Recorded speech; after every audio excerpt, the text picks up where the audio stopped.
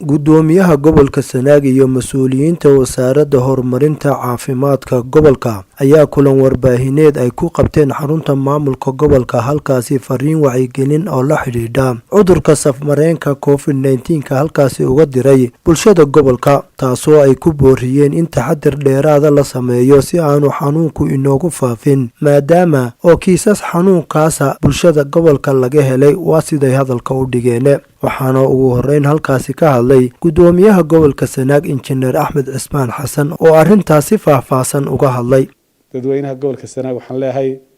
aad iyo aad loo taxadiro hana la is ilaaliyo waa taxadir waxaynu leenahay waa baaq taxadir ah waynu ka taxadirayno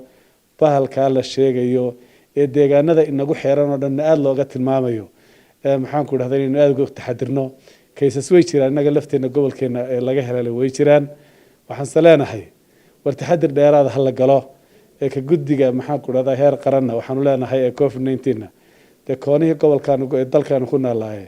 ee agabka laga gaashaamanayo waa in iyaguna maxaan ku dhahdaa in soo gaarsiiyaan oo maxaan ku dhahdaa wax alla wixii laga hortagi karay agabeen uga baahanahay iyaguna noo soo gudbiyaan aad iyo aad baad u mahadsantihiin waxaan baynu soo horta wixii faahfaahinay caafimaadna waxa u qaabilsan dabahada caafimaadka hadda waxa ila jooga PhD oo qaybta u qaabilsanayd researchada oo isaguna kelmadiisa caafimaad ahaan iyo daraasaadkii maalmihii u dambeeyay caseska ay la kulmeen ee sheegi doona ayaa isaguna jooga waxaan loo leenahay war haynu taxadiro hal la is ilaaliyo ka hortaga ayaa ka fiican calaacalka dambe iyo ka dabatega waxaan leenahay aynu kala foojignaano hana la is ilaaliyo afxidhka la isticmaalo farxalka la badiyo gudoomiyaha oo hadalkiisa sii wata wuxuu halkaasi fariin uga diray iskuulada iyo madrasadaha quraanka lagu barto iskuulada ayaa iyaga macallimiinta waxaan leenahay sidii ay wasaaradda maxaan ku dhahdaa waxbarashada idin dejisay ay kaga gaashaamanayeen xanuunada in maxaan ku dhahay iyagana qaabkoodii loo dhaqmo qaabkii ardayda loo fadhiisinayay iyo qaabkii nadaafadda maxaan ku dhahay loo isticmaalayay qaabkii buufinta loo isticmaalayay in maxaan ku dhahay iyaguna ay nidaamkii oo dhan raacaan wixii tala ay nooga baahdaan diyaar baan u nahay madrasadaha ama malcaamadaha ardayda maxaan ku dhahay aadka loogu kulminayo qol yar laga yaabo in la isugu keenaan intaasoo ilmo yar yar oo wada qufacaya la isku kala dhici karto waxaan leenahay macallimiintana caruurta mas'uul baad ka tihiin mas'uul maadaama aad ka tihiin oo inaad cilmi iyo aqoon soo kordhisaan la idinku talagalay yaanay ku dhicin inay xanuun ka qaadaan halka aad joogtaan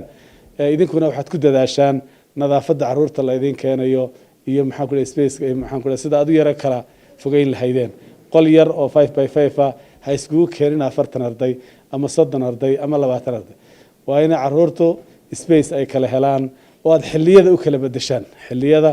aad u kala bedeshaan si aad maxaan ku dhahday badqabka caruurteena iyo dalkeena iyo gobolkeena iyo dadweynaheena waa inuu ilaashano sidoo kale waxaa isaguna halkaasi ka hadlay Siciid Xasan Wageed oo ku hadlayay afka wasaaradda horumarinta caafimaadka gobolka Sanaag alxamdulillaah rabbil caalamiin maanta waxaan ku sugannahay xarunta gobolka waxaan ku gaarsiinaynay in bulshada gobolka Sanaag laga wacyigeliyo xanuunkii coronavirus-ka ahaa oo markii hore waxa la oran jiray waa soo laba kacaliyay saddex kacaliyay waa third wave sadraadeed adduunka aad buu u sareeyaa waxyaabaha aanu maanta markaa ka hadlayna waxay waa wacyigelin sidii bulshadii laga wacyigelin lahaa marka la leeyahay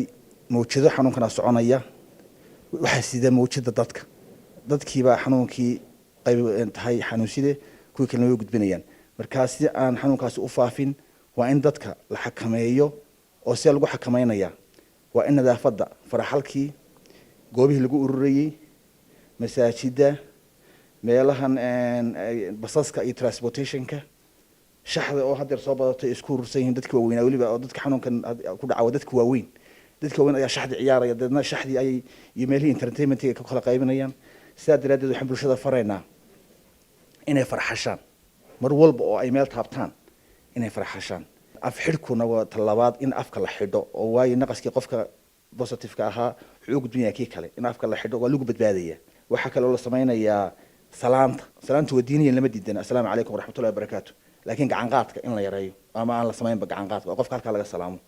waxyaabahaasi waxyaabaha uu ku yaraanayo oo ama in ku waayin xanuunka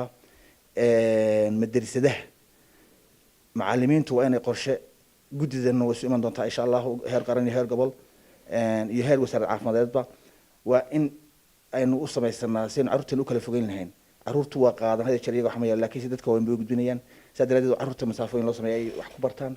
basaska oo kale dadka gobollada ka keenayaan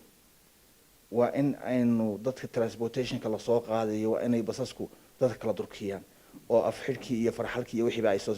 shirkadu sameeyaan si aan xanuunka gobol kale intay kasoo qaadan gobolka kale u keenin. intaas waa intaa dadka qofacaya ama xaafadaha jiifa xumadoonaya waxaan ku boorinaynaa haddaan heer gobol nahay inay yimaadaan xarunta wasaaradda horumarinta caafimaadka cusbitaalka guud oo waa wax hawl yare mashiinka iyo caalamiga oo standard inoo yaale in candhuufta yar laga qaado